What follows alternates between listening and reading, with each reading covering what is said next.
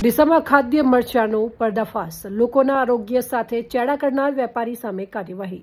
આરોગ્ય માટે જોખમી કૃત્રિમ કલર પાવડર જપ્ત, ફૂડ સેફ્ટી વિભાગે 9 નમૂનાઓ તપાસ માટે મોકલ્યા।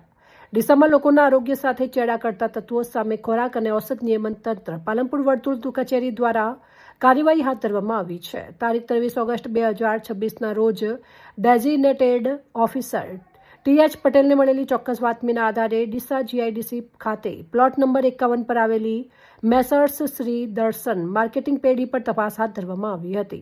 તપાસ દરમિયાન પેઢીના માલિક શ્રી શિવમ સંજયકુમાર મહેસુરિયા દ્વારા મરચાના પાવડરમાં કૃત્રિમ રંગ એટલે કે ડાઈ, ઘઉંનું ભૂસું અને ધાણા પાવડર જેવા જથ્થાઓની ભેળસેળ કરવામાં આવતી હોવાની વિગતો સામે આવી હતી।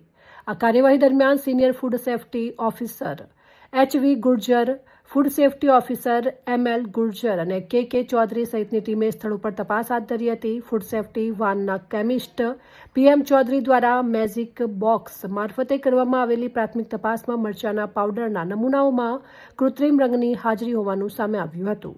Food safety and standards act 2006 હેઠળ સ્થળ પરથી મરચાનો પાવડર, ઘઉંનું ભૂસું, ધાણા પાવડર તથા કલર પાવડર સહિત કુલ 9 નમૂનાઓ લેવામાં આવ્યા હતા, જેને વધુ તપાસ માટે લેબોરેટરીમાં મોકલવામાં આવ્યા છે।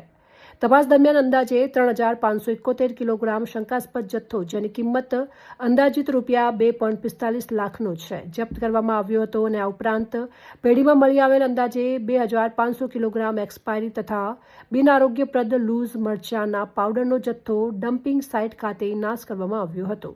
આમ કુલ 6,071 કિલોગ્રામ શંકાસ્પદ અખાદ્ય જથ્થા સામે કાયદેસરની કાર્યવાહી હાથ ધરવામાં આવી છે। જવાબદારો સામે food safety and standard act 2006 હેઠળ વધુ કાયદેસરની કાર્યવાહી શરૂ કરવામાં આવી છે।